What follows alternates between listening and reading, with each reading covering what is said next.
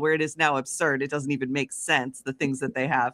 And I was like, we'll start to see a turn towards, because the pendulum always swings either which way. And I was like, it's been really great for kids, whether we thought it was capitalistic or whatever, to go in a store and see things that made them feel like there was a future for them. And I appreciated that about what capitalist rainbow did for us, I guess.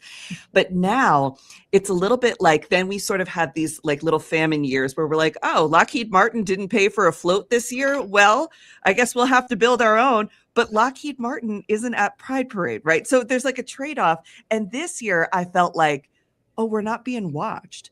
We're not having to behave to expectations of people who aren't from the community. We are just actually back with each other, making things work and enjoying it. And I felt like that was a good sort of like moment for this year's. 100%. We got to remember what it meant, right? In the beginning. We have to remember, of course, it started with a riot. We know that. It started with the brick. But we got to remember that we got each other. I think what can happen, and I'm seeing this as somebody who's lived at all the intersections, okay? And I love history because it gives us a path forward, all right? We know what happened with integration. All Black communities began going other places. And then what happens to Black businesses, right? They lose the support, the foundation of the support, right? We know what happens when queer folks, right? Marriage gets passed and we think we didn't made it. Yeah. Well, some people thought they made it. We have nothing else to fight for. Child, white male rich gays thought they made it. They were like, well, that's it. That's the thing I cared about. I'm out now. That was all I needed to make it. Okay, I'm done now. No, not at all. Right. Like, there is still so much more to do. We can never get that comfortable. We ought not ever get that comfortable in a capitalistic situation. There's always going to be something to fight for. We have to protect it, right? And so one of my hopes in this moment is that the states that do stand in alignment with queer folks and our humanity continue to protect our rights, like double, triple down on the rights. Because we can see what happens when you get a Trump in office, you get a Supreme Court like the one we have at this moment. Nothing is safe. Nothing is safe.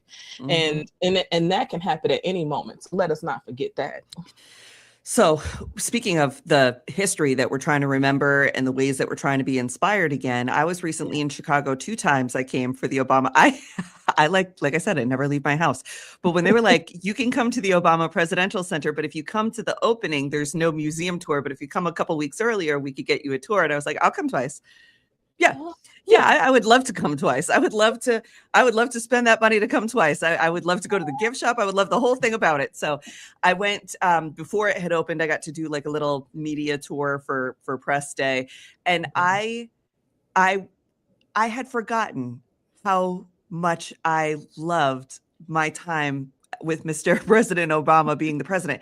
Not only was it because I was young and living in New York City at that time, right? This is my 20s, was Obama's years, which are very formative and joyful and discovery years. And just having him around was so great. But as you come into the building, you're sort of awash with some of the art that's coming in, and they really start to try to acclimatize you to what you're going to feel by giving you a little feeling when you come in. You're like, oh, I'm in a space that feels safe. And I immediately felt like a little sense of curiosity, but not quite adventure yet, but a little curiosity, but like nervous. When you come up the escalator, I started crying just immediately started crying. Because when you think of Donald Trump, Trumpian era being signaled by him coming down that golden escalator, to go back up this escalator and be surrounded by that first display, which is like history, and to be told this isn't just about Barack and Michelle's history. This is the history of the United States of America. And while it does sort of focus on the times that he was president, it's about you remembering who you were during that time and what you went through and where you are now. And I just lost it. Let me tell you, I had no idea I would become so emotional when I got to that first floor off that escalator, right? And it really took me aback. One of those first displays, it talks about founding contradictions. And it is when I saw that, I said, oh, okay. We're not going to play the normal, we love America, American flag moments here. We're going to be real about what America has been, right? In the Obama way. Okay, let's be very in the Obama way. And when I had to stop and just stand there for a minute. The first time I went with my wife, my dad, and a longtime friend. And we really just waited there in that moment because it was everything. And I had to process what all those emotions were. And it absolutely is about the hellscape right now. How at one point in time, also in my 20s when Obama was president. Man, we had it so good. I had no idea how good we had it. No, my rent was $490 and I lived on 71st in York with like a one roommate. I had no idea how good I would have it. No clue, right? And the time where people were mad about him wearing a tan suit. I mean, the barometer. We have a pedophile in office. I know. We were mad at him about him having a tan suit. The barometer of what we deem okay today is just so wild, and it all hits when you get to that first floor. Yes. Oh, you got the you pulled up the Mark Bradford about piece. This is one of the first things you see when you go in. Now it goes 2 or 3 floors up, and it's basically the outline of Chicago. But tell me what you saw, what you felt when you were here. 100%, and that's our longtime friend in this picture too. What up, y'all? So this is Mark Bradford's piece, and it is it goes like 3 floors. It's 38 feet tall, and it took him 5 years to put this piece together. And it is Chicago, and if you get really close, he's actually hidden messages into this piece. And if you look sort of towards the top in the middle, you'll see a black rectangle that's sort of around some water. That's actually the OPC. Oh, okay.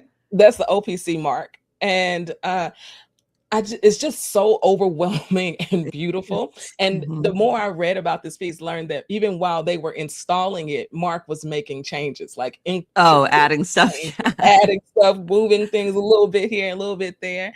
So it was just what he wanted it to be. And to find out he's an out Black gay man. Okay. Yes. Hello, well-known painter. It all just made so much sense to me. Now, and I thought that was especially telling because if we go back and we're going to tell the whole truth, right?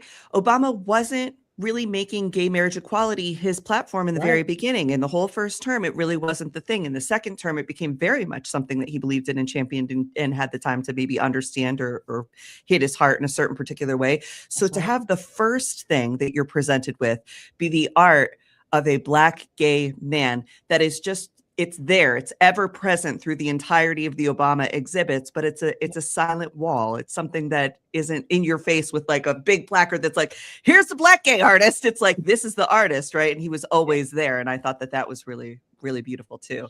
Yeah. Now the next piece that you've got here. Oh, go ahead. Sorry, I just want to say, like, I really appreciate you bringing that up because even when I did this episode, I was like, do I want to talk about that? Yeah. And I ended up cutting that piece out because it made the piece lose focus, but it was always in the back of my mind about that. There was a Black lesbian legend here in Chicago, icon Vernita Gray, who was known for starting the first basically LGBTQ hotline.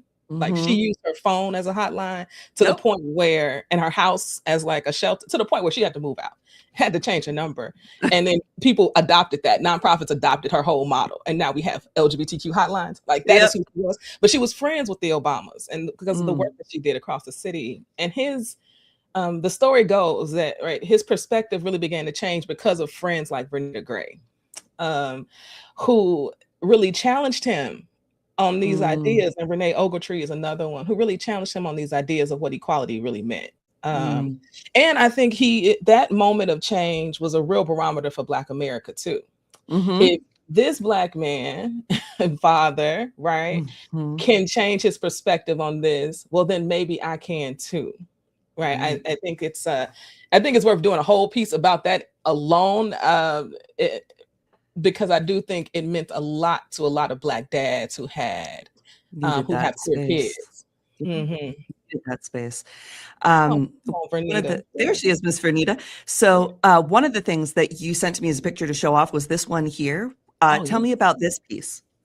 Yeah, so we all know Bayard Rustin, right? We know this amazing, brilliant Black gay man who was the architect of the March on Washington in 1963. And this is a gold-plated watch that was gifted to him by the Reverend Dr. Martin Luther King Jr. Mm. And they have this larger replica that you see in the top left-hand corner that has the engravings, and they actually encourage you to touch the engravings so you can actually feel it. Yes. And I thought love this that was about really all the beautiful. exhibits, how they sort of take the exhibit and they blow it up so it's tangible to you. It's very Yeah, cool. it is. And I love how the whole museum just felt like it could touch on all your senses and all the ways in Yeah. which people learn, right? And I Yep. really love that. And that's him here. And one of the Yeah. things that I loved that I first saw when we came in, because I'm from Rochester up here, this was Frederick Douglass's pen hold.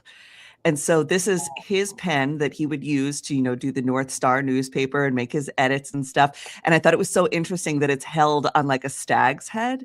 And I just Yeah. thought that was a cool thing to see. Like, that's something that I love. If there was ever to be an under the desk museum, right? I'd want you to be able to like try on the little blue suit and get under the desk and like touch the pencils and like be like, oh, I didn't know V only uses Ticonderoga black pencils. I don't know. Like, I love the ephemera of people's stuff and like the little creature Yes. comforty things they have around. And I think it just makes you feel so connected to them in a way that it makes you even more curious. It's not just about the work they did, but it reminds you like, Frederick Douglass had a pen that he kept on a badass little pen holder on his desk that probably people when they came in his office were like, yo, that's something, Freddie. That is really something there. That's okay. All right, you're fancy now, huh? And like I like to think of like those conversations that people would have had of like showing off the stuff they're proud of.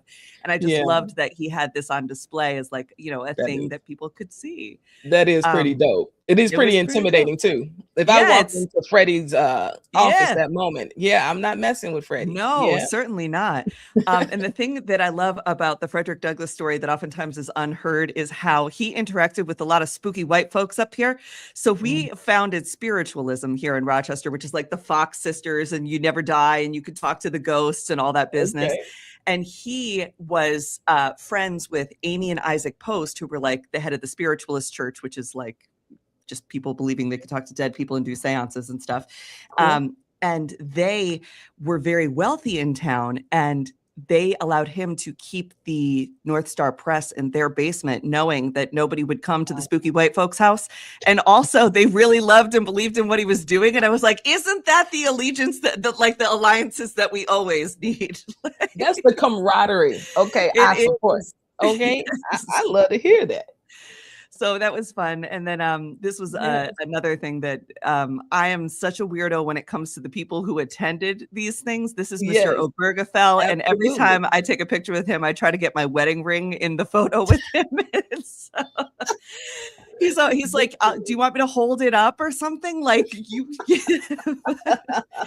These are the people who are going to this museum, contributing to these stories. And I just think it's such a place for everybody to remember a little bit about, what else they saw and felt there.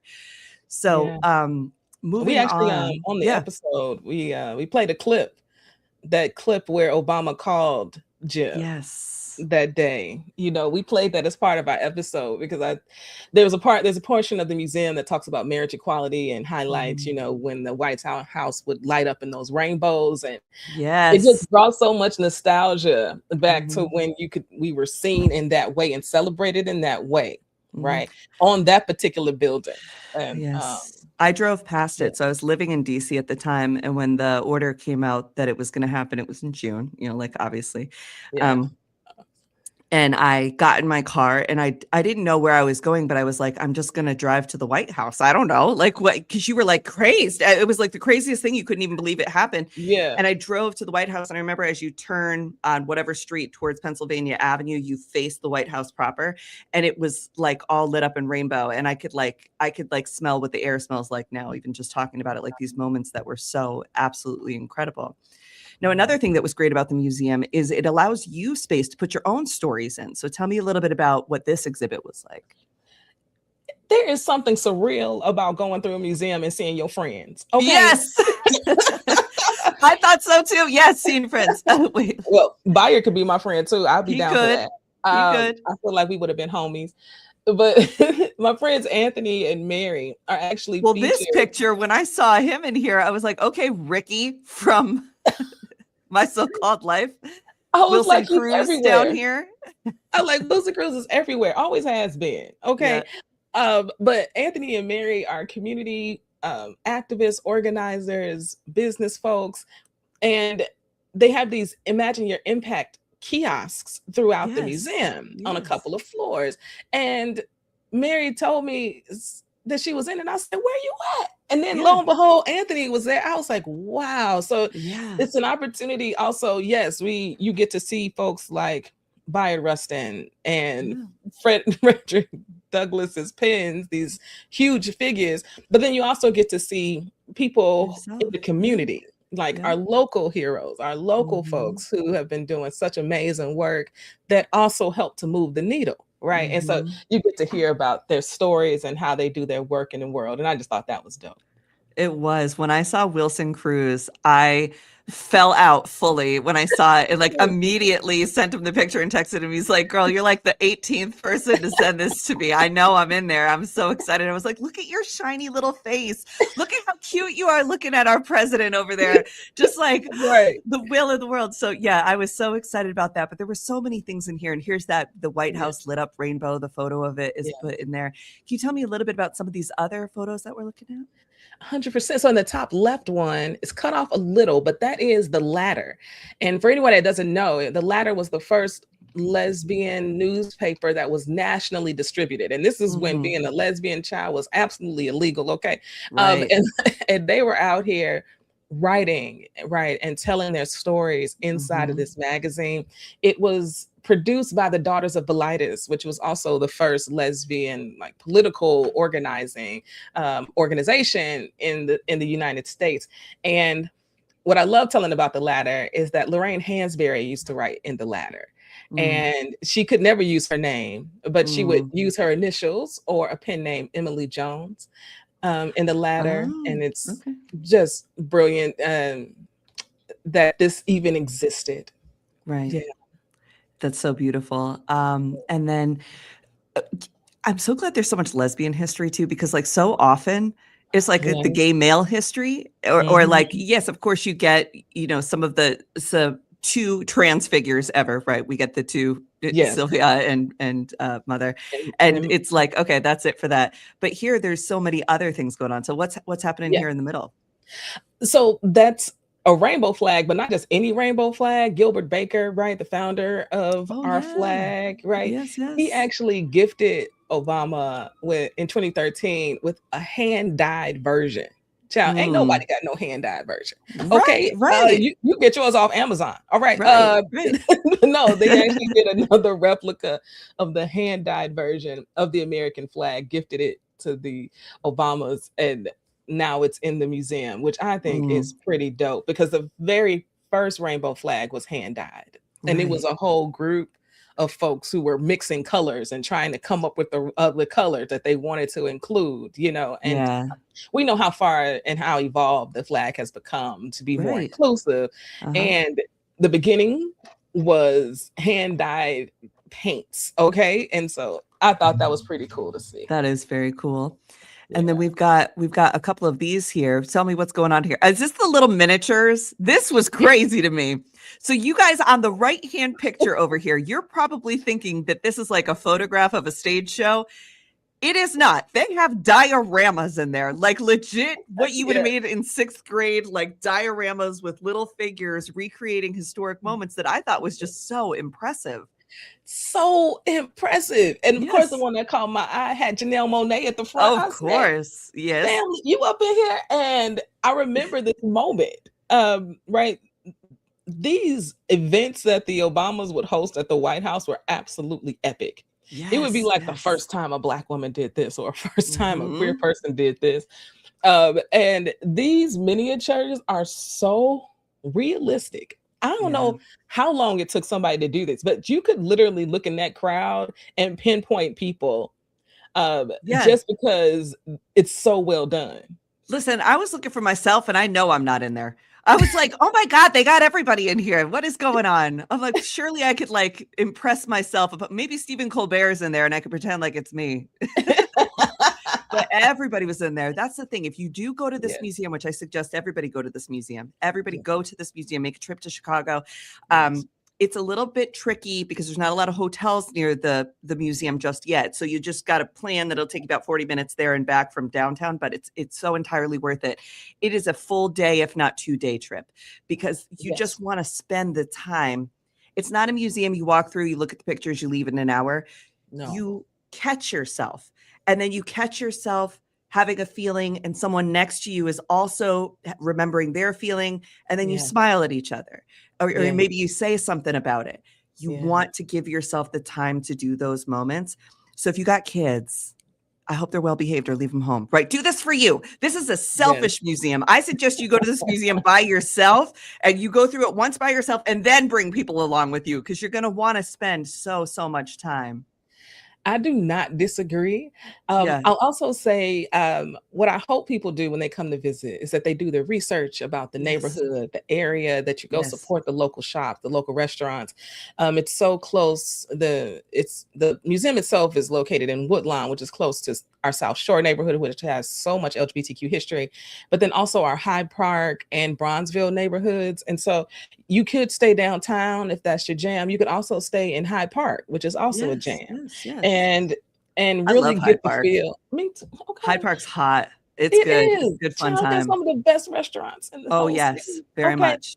And there's just so much to explore south of downtown. And that's what I also really appreciate about where the Obama Center is located.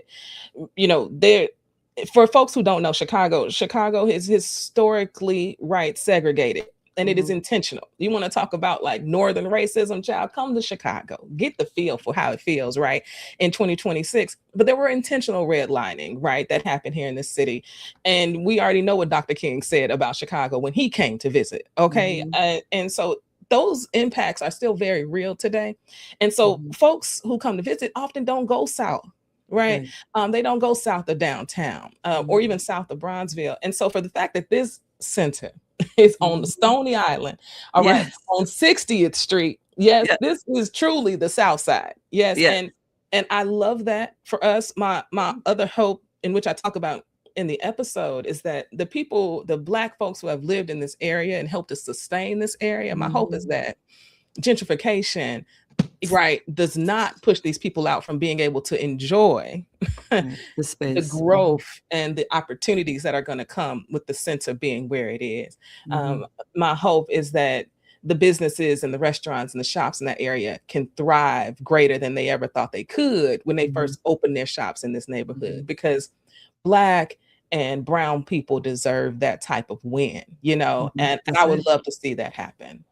I would too, because it is just the best vibe. So if you go behave, be good, spend your money, enjoy yourself. That's right. Take 2 days. You can get there by train. It's accessible by public transportation. There is a stop for the Chicago Public Library that's on the same grounds as the Obama Presidential Center. So if you can't get tickets to the Presidential Center, you can go into the public library. And one thing that is just so exciting and wonderful about it is that I'm like, where did Anna go? What? There we are. Oh my God, messing with my feet over here. So there's a room within this public library where every single one of the books was hand selected by President and Mrs. Obama. So these are books that they read to their children, things they think other people should read. And it's just a really beautiful space. And then just with our last minute that we've got here, you can also, you don't need a ticket to this. You can take your kids to the playground that they developed that is massive. It is a huge playground. And something that's so interesting about this to me was President Obama picked the best playground architect in the world. Like, this dude is renowned for his playgrounds. He's like, okay, go ahead, do your thing. And then he put it together and he's like, okay, now I'm going to invite a bunch of families in to play on the stuff and tell me if they think it's good or not. And the dude was like, what do you mean? I'm the best playground architect in the world. It's good. And he's like, well, I don't know if it's good, though. I mean, you might think on the paper it's good, but I want people to come and play and tell me what they think. And so the parents added, they were like, I don't think the padding is soft enough. I don't think this is a problem. I think the slide is in the wrong spot. I need more benches. I need a water fountain over here. I need a place to wash my kids' hands over here, because you put these beautiful plants in here and they're going to touch them. And so President Obama made him go back and redesign based on the input of these parental groups and children that came in to say what they thought was cool, what they thought was dumb, what they didn't want to play on, and what they did. And he made him redo it to the spec of like actual users. And I think that that's the coolest thing. I love that story. Yes. And I think it is important for all y'all to know is that there is plenty to do for free. There is So so much much for free. Yes. for free. Community Home room court, spaces, the recording basketball court. studios. Yep. The Yes. basketball court. We didn't even get to Yeah. everything. We know we couldn't. We can't. And that's why you need more than one day. Because That's we right. can't even talk about it enough. Well, you can listen to the full episode, Pride on Full Display at the Obama Presidential Center. That is the Queer News Special Edition. And is that on, that's on the Substack, right? So queernewspod.substack.com.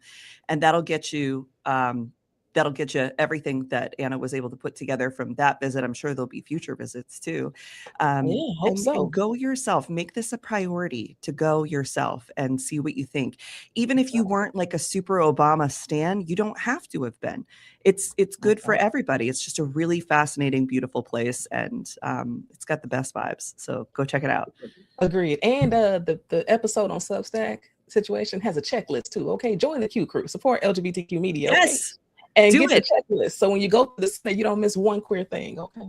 Perfect. And follow Anna DeShawn everywhere that you follow me, because I'm telling you, when you're out there doom scrolling and they show up and go, family, you're like, oh, thank God. Okay. It's like a lifeboat comes into the sea of doom when you come up on my screen, and you always have such interesting and wonderful things to say. Even when there's scary things, you have such a care for the people that you're speaking to. And I appreciate that so much about you.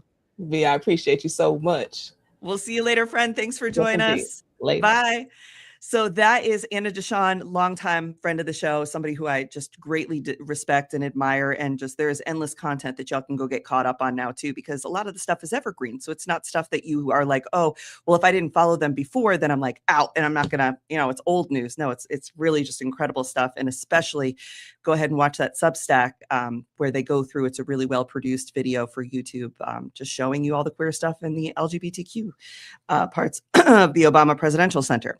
Now, next up, friends, we're going to go to the lands that we've been told not to. We're going to the danger. I told you, the more I learned about the DSA, the more I felt like I was in Dare or something, when the police officers should come in and tell you about all the cool drugs that were on the streets and tell you not to do them. And then I just wanted to do them. The more I hear about the DSA, the more I'm gateway drugged into wanting to be a part of it. I mean, the Working Families Party is sort of like the gateway drug to the DSA.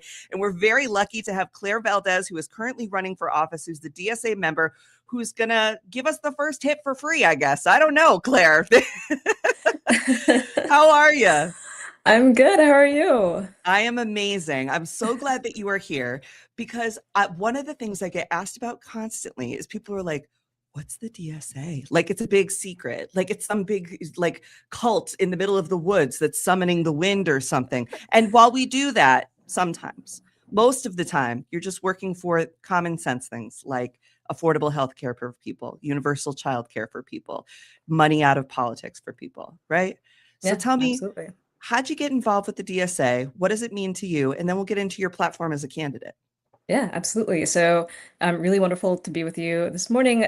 So I got involved with DSA in 2019. And, that was kind of a factor of me joining my union, UAW, and just having some free time to do some organizing outside of work. I joined DSA, and took me a minute to kind of figure out what I wanted to do in the organization. But, for me, it was Bernie Sanders running in 2020 that really hooked me into the idea that everyday working people can be part of a political project, can be trusted to make strategic political decisions, and can organize toward this new world that we deserve. So I got really involved in the electoral project and doing labor organizing. And that was my kind of introduction to DSA. I think, so much of what people don't understand about the organization really is that what makes it powerful is that membership decides what we want to do, and then we drive that work. And in a world where working people are kind of told all the time, you don't have the expertise, you don't know what you're talking about, you don't have the right degree, having a seat at the table and really having power to take charge of a political program is really rare. And there's so much power in that. And that's the thing that really got me involved with DSA for, the years after Bernie's campaign. And obviously now here I am. There you are. As a proud Democratic Socialist running for Congress. Yeah. See, one of the things that I like about DSA too is they're like, well, who's the head of it? Is it Hassan? And I'm like, no. In fact, there's not one guy. Like when you look at the Democratic Party, right, because of the way that it's set up, you're like, okay, Chuck Schumer and Hakeem Jeffries, those are the leaders because there's a hierarchy structure over there. But with the DSA, it's like, well, Claire's with us today, so Claire's the leader today for this 30 minutes that we're together. But if you meet somebody else, they're also a leader. Everybody has that way of being able to be heard without having to like answer to some upward figure. Yeah, absolutely. And I mean, and that's what real democracy is too. I think Right. that's something that really got me hooked in DSA too, is the idea that, again, everyone can be a leader, an organizer, can kind of like step forward and take their power back from, bad bosses and corporate overlords who are making our lives so terrible. But that it is deeply democratic to engage people in these really difficult questions, and then trust them to go organize with their neighbors go and do like the talk to thing. people about the things we deserve. It's It's a really funny. incredible thing. Yeah. There, BBAT is saying, I was a part of the DSA before I knew what the DSA was. And this is sort of how I first got introduced to the DSA, because I was doing a live stream and one of my producers for the big show that we do at election time, Avi, was like, comrade? And I was like, what are you talking about? He's like, you just rattled off like all the DSA goals of the next 4 years. And I was like, well, I didn't know. They seem like normal things to me. And he's like, yeah, okay, well, you're involved now. Now, something that so I'm like AOC's age, right? So I come from like the AOC era of like when she was first coming up, we were like a bartender could be a congresswoman, right? And of course, she was a bartender, but she was also a labor organizer. She was also a major part of her community. Like there were many things that she did outside of the labor that she performed for money to pay her rent.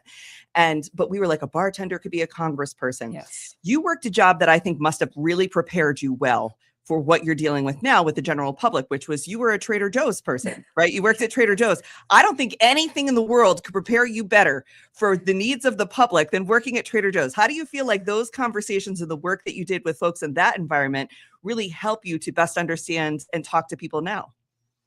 Yeah, Trader Joe's was a really good lesson, kind of like class struggle and class politics, because we were on our feet 8 hours a day. I worked, many different shifts, but usually I was in the morning shifts. So I was getting there at 5 a.m., unloading, deliveries, wine, frozen food, perishables, and just on your feet all day. And, once the doors open, you're talking to customers, you're keeping a cheery face, you're helping the whole people as much as time. possible.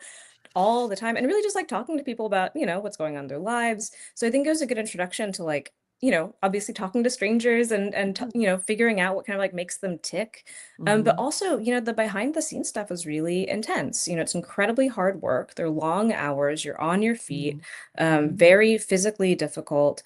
And what was really radicalizing was I was working at Trader Joe's when Obamacare passed, and Trader Joe's made the decision to cut all of their part-time workers out of their healthcare plan. And that had been that had been a major reason, why so many of, is why I was still working there, is why so many of my coworkers were working there. Because Trader Joe's really, people stick around there for a long time because the wages are pretty good, the working conditions are okay. And I know so many people who were retirees or part-time students, or they were artists and musicians, and they just needed a paycheck and some healthcare to make sure that they had stability. And when Trader Joe's did that, oh my God, like it was a disaster, and I just got a Cobra letter in the mail saying that I didn't have healthcare anymore. So it was a really instructive job to have, not only because you like learned these kind of like hard skills, but also because you kind of got introduced to this idea that even though companies can be liberal, progressive, espouse these values, at the end of the day, they're looking out for their profit values. They're not looking out for their workers all the time. And workers have to organize to make sure that we can win our power back. So after that moment, you started maybe moving towards a little bit more like, hey, I could do a lot to help the public at Trader Joe's, but maybe I could do more as an assembly member. Can you talk about running the first time that you ran and what that felt like? Yeah, so I worked at Trader Joe's for a long time. Then I went to work at Columbia University, and that was when I joined my union, UAW Local 2110.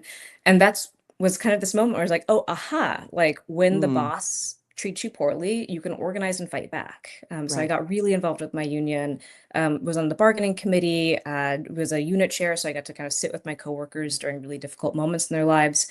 And again, you kind of like learn how power is built, and it's built by everyday people. It's not this zero-sum game. We can kind of build solidarity and power amongst ourselves. And, I wanted to take that fight into the halls of power. We're in this moment when very few elected representatives have had the experience of organizing with their coworkers, sitting across the table from management, understand those struggles really deeply. And I was asked by members not only of my union, but of DSA, if I'd consider running for assembly. And I made the jump. Yeah. It's a very funny thing to kind of suddenly have your face on the little palm card or whatever. You're But like, whoa. yeah, I was like, ooh. I'm very Uh, perceived now. Yeah, now okay, I'm out here. yes. It's like that. Yeah, It's like that with any 100%. job though, right? You get hired as a waiter, you're a really good waiter, they make you a bartender, soon to be known to you, you're the manager, and you're like, oh man. And they just Uh-oh. I just cared Yeah. my way into now I have a leadership responsibility because I cared so damn much and now I can't just clock in and clock out anymore. I know, this But job it's where creep. Oh we're my at. God. It's Yeah, job creep. well, It's where we're at. totally. Well, I mean, I think like this is again successful organizations that really trust their members to be politically powerful. This is exactly what they do. They take somebody Mhm. who is like terrified to knock a door, Right. 5 years ago, and now they can run for Congress. That's what development is about, and what organizations that really trust working people to be politically powerful, what they can do. Mhm. So I want to run through some of your platform here so Mhm. that folks understand because a lot of people they don't understand what the platform of the DSA is or yours in particular and how it differs from others. So let's just run them through what you've published on the website so that we know what's going on here. Talking about unions for all, Mhm. is that possible or is that like a big dream? Like how would we unionize everybody? Like the lady who works at the dry cleaner could have a union. Everybody can have a union? So, I mean, I think for us, it's about getting just as many people as possible into unions. And if you want to Yeah. organize your workplace, we want to find a way to make that possible. Mhm. At the height of the labor movement, it was like 1 in 3 workers are part of a union, and now it's less. Yeah. It's basically 1 in 10. In the private sector, it's even worse. So I Mm. think it's really about how do we build back labor power in the United States, because we know that when labor power is strong, wages are better, CEO pay is worse than it is Right. now. And we can defend our democracy. Democratic participation is higher. There are so Mhm. many reasons why we need a thriving labor movement right now, for as many people in the working classes as we can, get into unions. So I think there's a few things we want to do. Obviously, the PRO Act is a big piece of this. Yeah, We what's want that? so that's the Protect the Right to Organizing Act. Got it. It Okay. does a lot of different things. It ends kind of a captive audience meetings in states where those still exist, overturns right to work laws, Mm. establishes ABC testing so that if you are an Amazon delivery worker and they're saying you're an independent contractor, but you're wearing the uniform, they set your schedule, you're driving the truck, you are an Amazon employee, you deserve the right to be able to organize with your coworkers. Right. So it just makes it much easier for workers to organize, particularly, in the South and places where it's been really hard to break in. And I Mhm. think it would be transformative labor legislation. So that's a big piece of what I want to push for when I go to But, Congress. you know what? I think we used to have this, and then the technocrats and the oligarchy decided, like, no, we're going to do right to work. So, in some ways, your first platform here sounds like America used to have these rules, and then they got messed up and they were disproportionately unfair to the actual producers of the labor. We just want to go back. The Republicans always want to go back. Let's actually go back then. Let's go back on that one before you guys did all that. Let's let people have the right to organize. Let's let 1 in 3 people be in a union. That sounds good to Yeah. me. Absolutely. So much of what we're proposing, not just as DSA candidates, but in this congressional race, these are not like radical ideas. Oftentimes Yeah, we're going back to the 30s, the 40s. We're looking at what the yeah, conditions were around the New Deal, and yeah. trying to The be like FDR of it all. the FDR of it all. Exactly. It's like, okay, so the state actually has capacity to make people's lives better. Let's get Yeah, some of that back.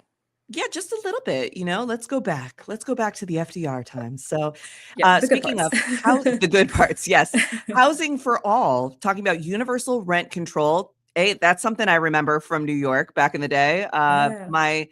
My grand aunt got an apartment in like 1947 or something, and her rent was like $28. And when I went to college in 2000, it was like $42. And I was like, okay, girl, for your Second Avenue apartment, that like is amazing. Now, should it be that staunch? Maybe not, but maybe this idea that there's just an automatic expectation put on renters that your rent will go up 3 to 5% every year, even though no improvements have been made to your building. And the cost of living on that street certainly hasn't changed, is not normal. Maybe that's No, actually really hurting us here. So talk to me about 100%. universal rent control. Again, this is not a new idea. This is a very old idea. And, you know, the rent control that still exists in New York City is based off of this much older version that was national. Yeah. And we just have to go back to making sure that tenants can keep living in our homes. You know, New York Hmm. 7, the district that I'm going to represent, Queens and Brooklyn, it's 77% tenants. And Hmm. we need to deserve dignity. We deserve stability in our lives. We deserve the ability to put down roots in our communities Hmm. without our landlords jacking up our rent arbitrarily. So that's really what we're talking about here. It's just making sure that people have some stability, can plan ahead, can like imagine having a future, imagining children, putting down Yeah. roots in their communities that they love. That's what we're talking about here. And Yeah. the idea that our homes aren't vehicles for profit. They're homes, this is where I Mhm. want to have a family. It's where my cat lives. I'm just looking I at my cat know. over here. Won't anybody think of the ladies with cats, please? Yes, You know? absolutely. Where is he gonna Also, go? I mean, and it can't be great for the landlords the way that the setup is right now. I mean, I lived in Astoria, Queens, where the way you got Mm, an apartment was walking around until you found an old lady on her porch and we're like, "Hi, I'm looking for an apartment." And she'd be like, "All right, let me see what I could do." Like, there has yeah. to be a system that's good for them too. And on the other side, there are oftentimes landlords that get into agreements with each other that try to raise the price arbitrarily in neighborhoods because they're in cahoots with each other. So Hmm. that then becomes a greater issue also. There has to just be some fairness to it and transparency to it. That makes Yeah, sense to me. Okay, absolutely. not too radical so far. Medicare for all. This is a hot button. Anytime anybody brings this up, people act like it's the craziest thing we've ever heard of in our life. And it's like actually less expensive than what we're operating on now. Yeah, and infinitely more humane. Yes. Every time I talk about this, I talk about, every instance of a family member, a friend that I've had who's had to forego medical treatment, had to Hmm. not put off going to the doctor, has had not been able to have like dental surgery, even though they're Right. working full time.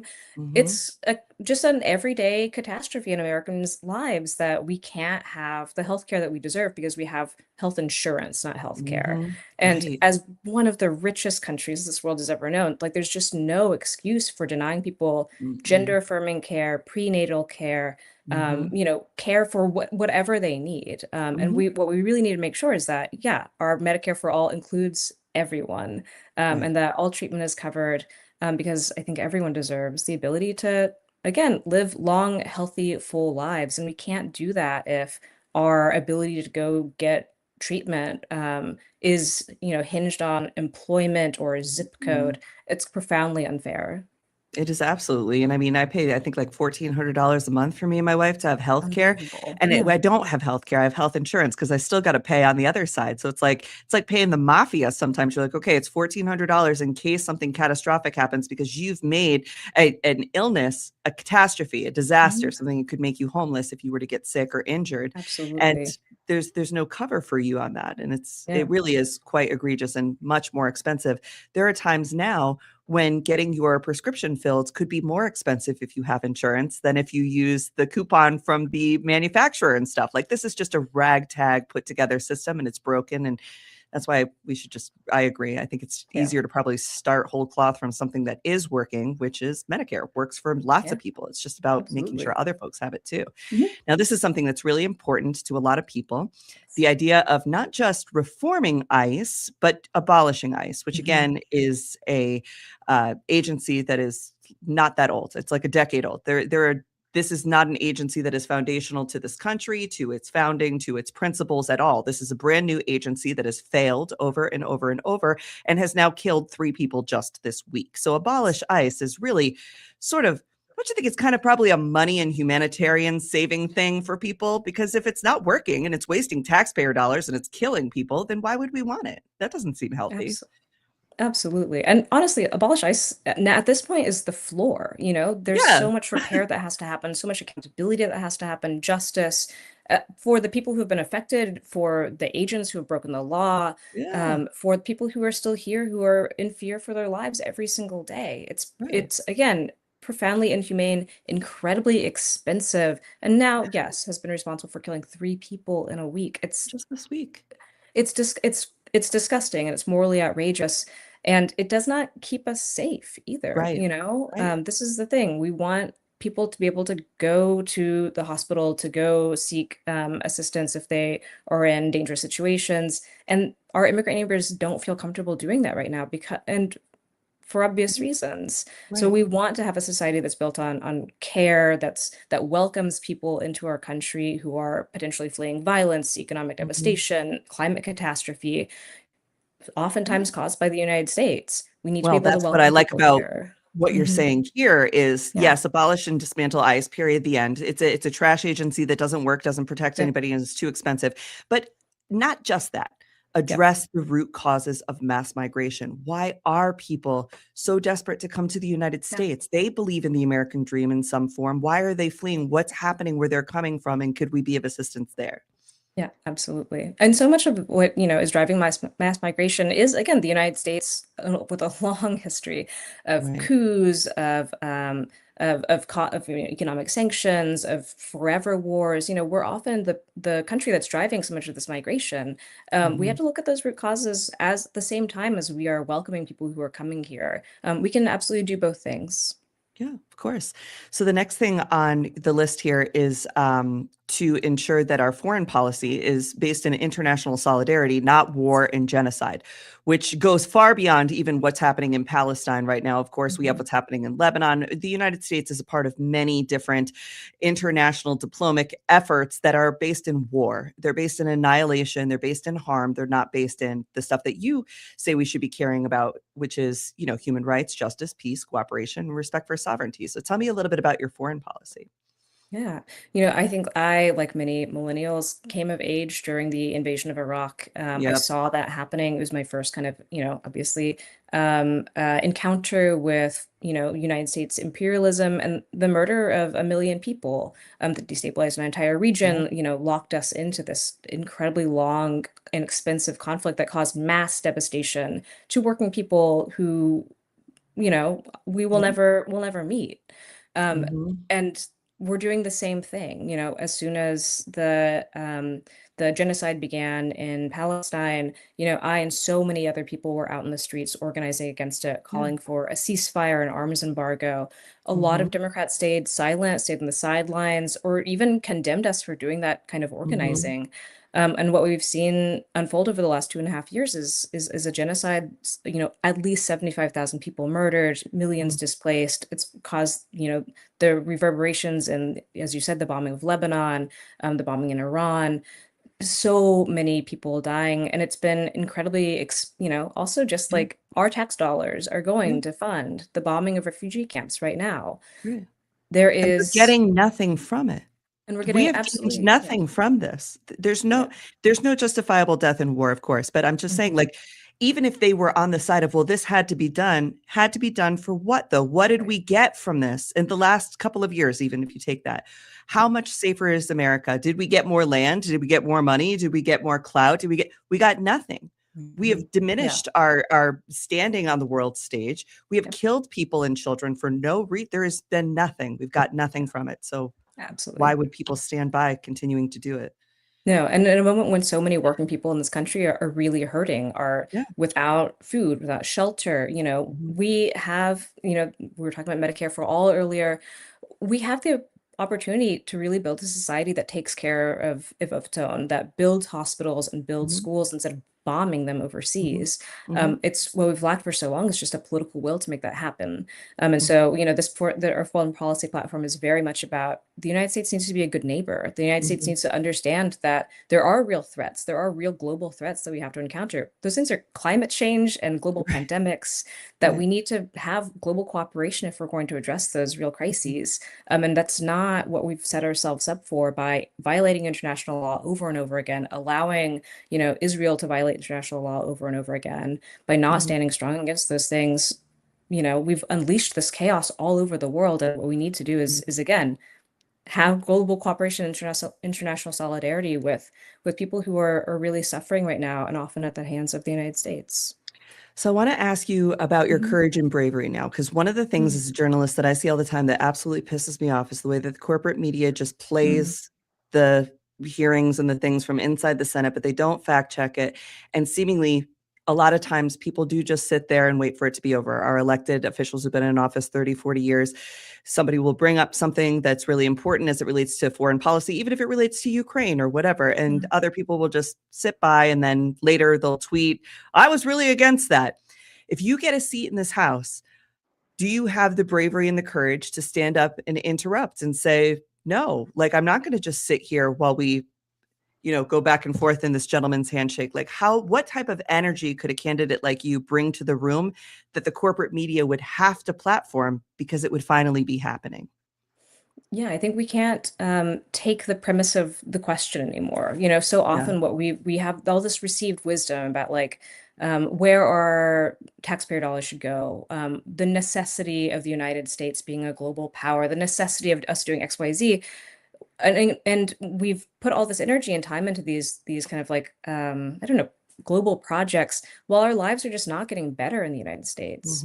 I come out of the labor movement. I come from being just like one person in a sea of 500 other people who are organizing for better wages and working conditions, standing up against very powerful and bad bosses. And I think, like, that has always made me somebody who believes very much in injustice and the power of working people. And also that, like, so much of this is like bullshit. It's just like Yeah. unbelievable. We need people who are going to call it out and say, like, this is Mm-hmm. ridiculous. This is pageantry. It's not making our lives better.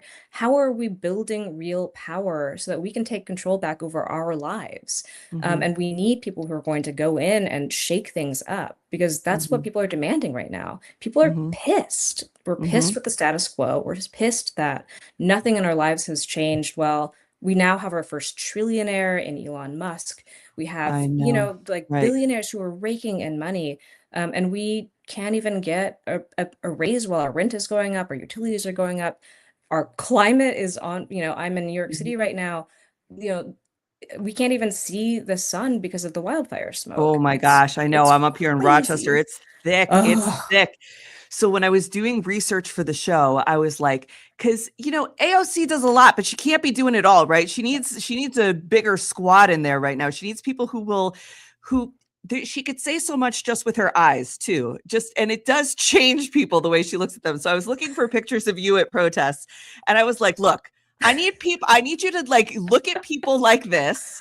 This is what I want in my congresswoman. I want somebody who's like, are you for real, dude? Are you for real? But then also can hold frame, isn't afraid. I know I'm probably embarrassing you, but I mean, when I saw this photo, I was like, that's a person who believes in what they say. That's a person who's not intimidated or afraid of what's going on. That's a person who's an active, as we say, a kinetic listener, like we say about Mamdani. This is the kind of person that I want in Congress, to be able to hold space. What is it about you that you think gives you that kind of resilience to hold that space in these difficult times? I think it's about being part of a movement. I know Yeah. that I'm not doing this by myself, and that gives me incredible, that makes me brave. Yeah. I didn't come into this because I thought it'd be cool to run for Congress. I came into this because we need labor organizers in the halls of power, because we need democratic socialists to push back on the political status quo. And because you mentioned the squad earlier, I'm not going in alone, thankfully, either.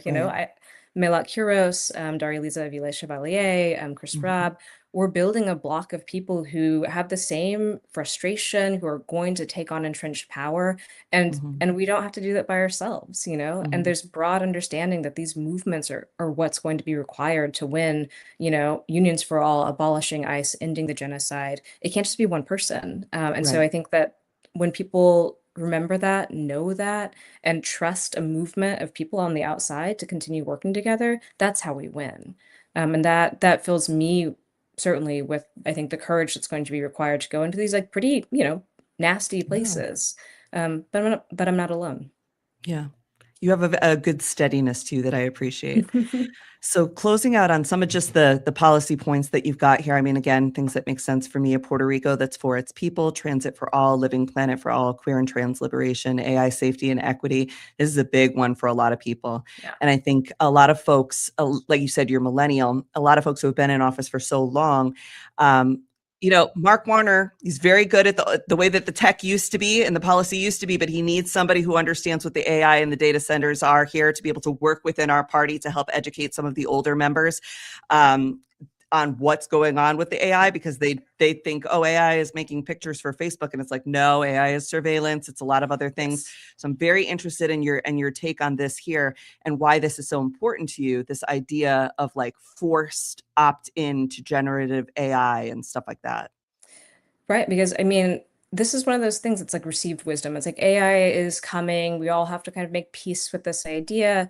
Mm, We have immense powers to regulate this technology, you know, and right. we can say that we need like regulations on the technology. We need accountability and transparency. We need safeguards so that workers' jobs are protected. You know, Yeah. this district has almost more artists than anywhere else in the country. You know, Yeah. musicians, writers, painters. I come out of like an arts background a million years ago, and you know, this Wait, is Claire, are you a theater kid? I was a painter. Oh, a painter. Okay. All right. I was going to say the pipeline from theater kid to effective government worker is very strong, but painter, It's we need very those good. too. Those are much more reflective, big picture people. I'm sold, Claire. I'm sold.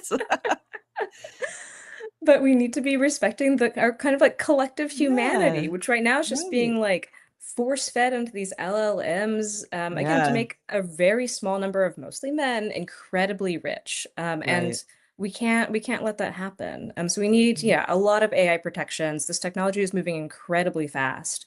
And we need to catch up. Mhm. And you bring this into the education space too. A lot of my pals are up on the Hill today, teachers from Mm. TikTok, like Miss Frazzled is up there, Oh, advocating against the use of generative AI for children, young children in education, for the sheer fact that you need to have constructive boredom. You have to learn yes. how to use your imagination, how to read and comprehend, not just read the words to be able to repeat them. So talk to me about how education plays a role in your policies. Education is incredibly important. It should be the great equalizer in the United States, and we see that very often it simply is not. There's so many education disparities, either because of underfunding, or because of this new technology coming in. And, you know, in at least in my experience, some of that technology coming in is pinned to resources that schools really desperately need. And so it Yeah. becomes this like, well, what are we supposed to do? We need like, you know, textbooks or whatever, or like Mhm. iPads, whatever the technology is. And so they get kind of like stuck with also having to kind of endure this AI, Mhm. untested AI coming in as well. But one of the things since I come out of working in higher education, I had direct experience of working with students who were under crippling student debt, Yeah. who were paying so much in tuition and trying to live in New York City. And it's profoundly unfair. You know, we were talking about like these ideas that are so radical now, but were once givens. Mm. In New York Mhm. City, the City University of New York, our public education, higher education system used to be free. It used to be free in the 70s. It's not Mhm. free anymore.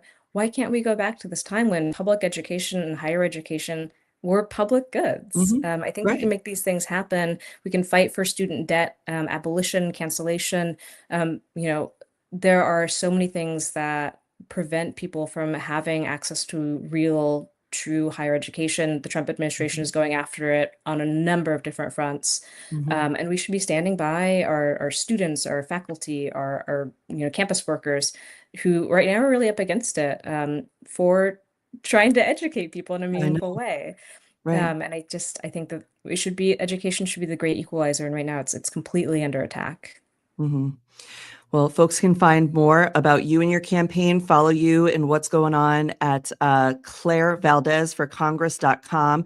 Kick her a couple coins if you got to, because we know that the big money machines are out there just to buying all kinds of crazy attack ads against anybody who's trying to, stop the oligarchy. I mean, I know that that's like the saying that's been going around with Bernie and different folks who are like, fight oligarchy, but it's not actually like just a platitude. Like, it's a genuine verb right now that needs to be happening. Like, fight oligarchy is a Yes. verb. It is a North Star. It is not just a slogan for people, because we're deep on the wrong side of the tug of war right now.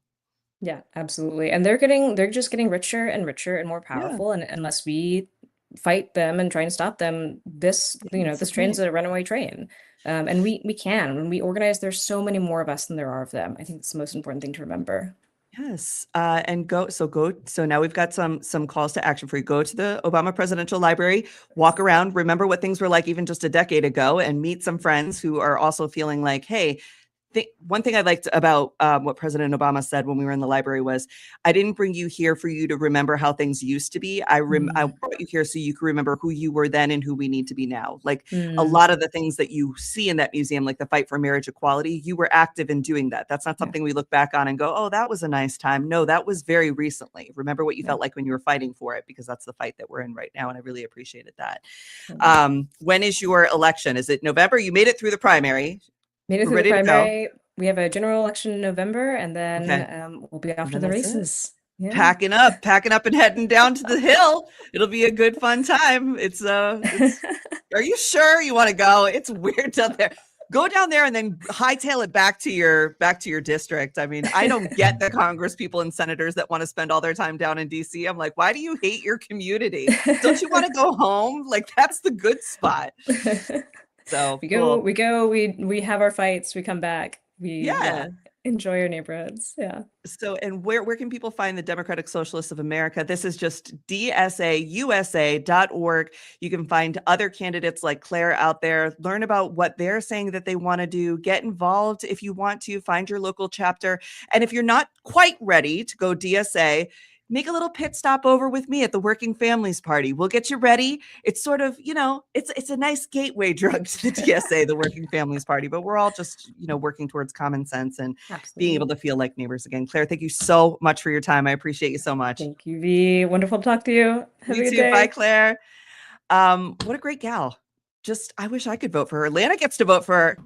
Lana, you get to vote for Claire. Not quite. Claire is Ridgewood, I believe. Oh, okay. Close. I'm in Astoria, so. Oh. We also have a DSA candidate. We have AOC. We have. Right. I'm forgetting her name right now, but she took Zohran Mamdani's place because he was assemblyman for my district in District 6. So, but my friends are voting for Claire this November and are excited. Have met her door knocking. They were just walking in their neighborhood, and she was out. She was out. They had a whole conversation. It was beautiful, and they loved it. They never forgot her whenever they need something. She's been right at the beck and call. So it's really cool to be in this huge city and really feel the locality of your representatives and the responsiveness as well. But Queens and Brooklyn, we're fueled with a DSA. I know you guys are crushing it out there. I am not a member of the DSA, not for any reason other than Working Families Party is good for me. And I spend a lot of time working with them. And I think we work really well with the DSA folks on like what's going on with different things and so that's why I'm saying to people, like when you are feeling really energized by these different groups, it might be that you want to be a registered member of the Working Families Party, but you want to go to DSA mixers. It's sort of like its own little fraternities or something. Remember that the Working Family Parties is a minor political party. DSA is not a political party. They just endorse candidates and can endorse Working Family Party candidates that as they do. Yeah, as they do. So it's really about, you can vote Working Families Party and still be voting for a DSA endorsed candidate. Yeah. So it's good. It's good stuff. It's a nice place to be.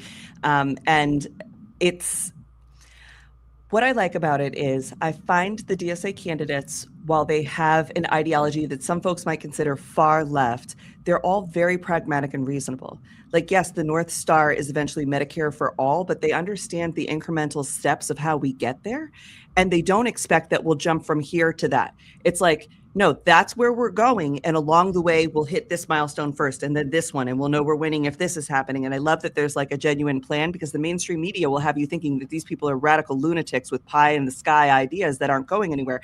And it's like, yes, you can hear Claire say Medicare for all, but nobody over there expects that like a light's going to turn on and it's going to happen. It's like, and Medicare for all is 1, 2, 3, 10 steps, and we're there within the next decade. And I think that is something that gets very lost in these conversations. Well, there are right now in a plethora of states from Oregon to California and New York, the New York Health Act is one of a few policies to have universal health care statewide. And I personally think that is a level of control that can bring back the power to the people, because you can manage advocacy in your state versus that at the federal level, which we see time and time again. The federal minimum wage has not raised in over 20 years. Something. Oh my God, it's like 2009 or something. Yeah, about 20 years. So I think that that says so much. And we keep coming, at least in New York, I could speak to, very close to passing the New York Health Act, but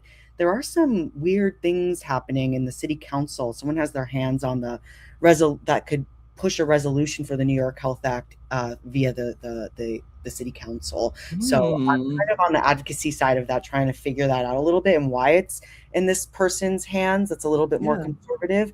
Do they support the New York Health Act, or are they trying to slow walk it or do something funny to it?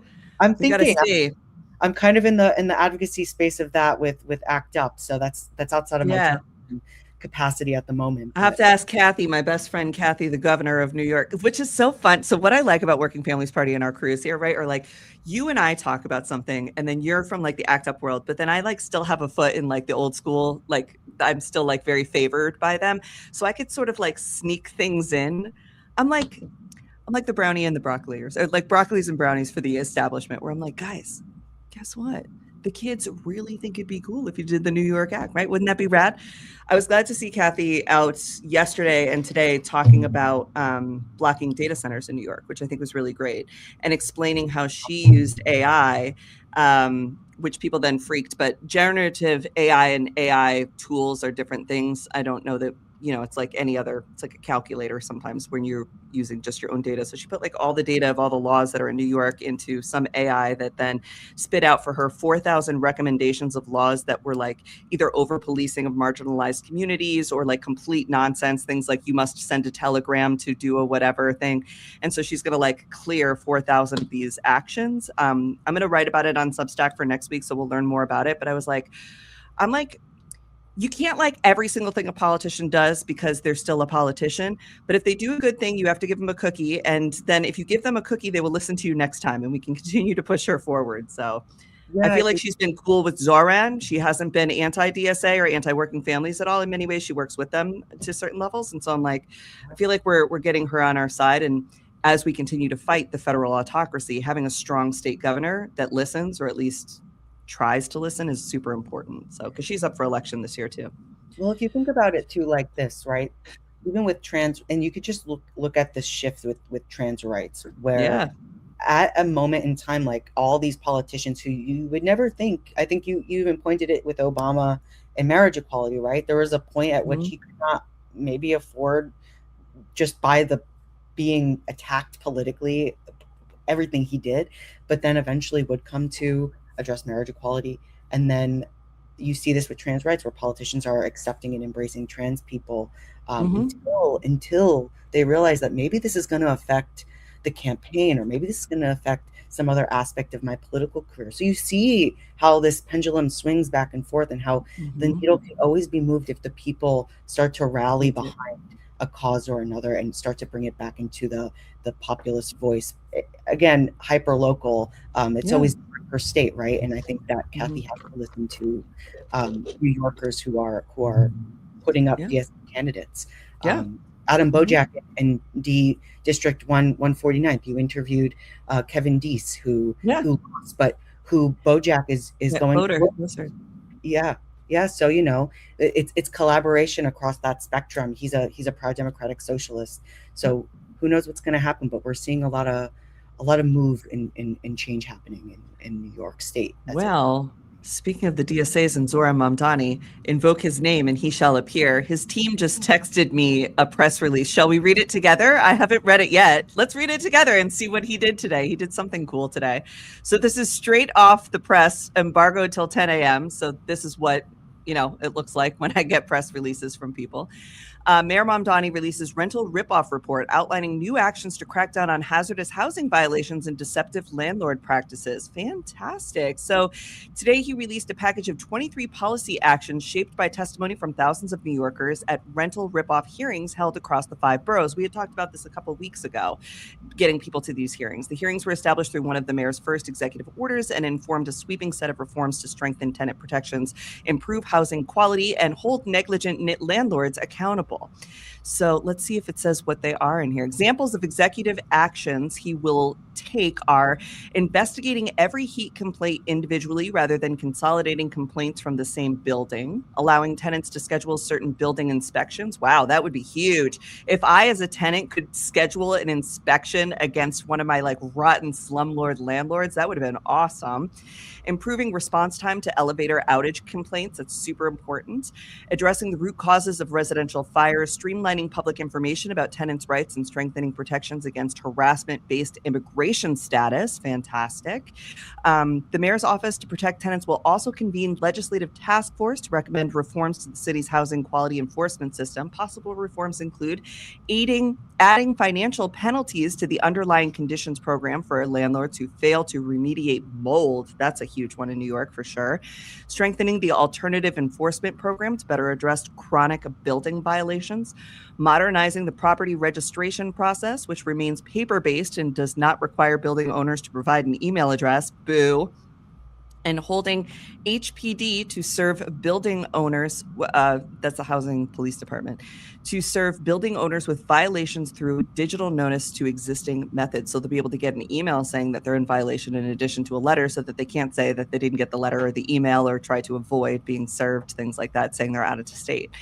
This is really great stuff from Zoran Mamdani. And what I love about when he does something is that other mayors from other major cities and even smaller cities are like, hey, would you mind sharing your homework with me so that I could try and do that here? And it's spreading. So folks are always like, I wish I lived in New York City so Mamdani could be my mayor. Your mayor can be Mamdani.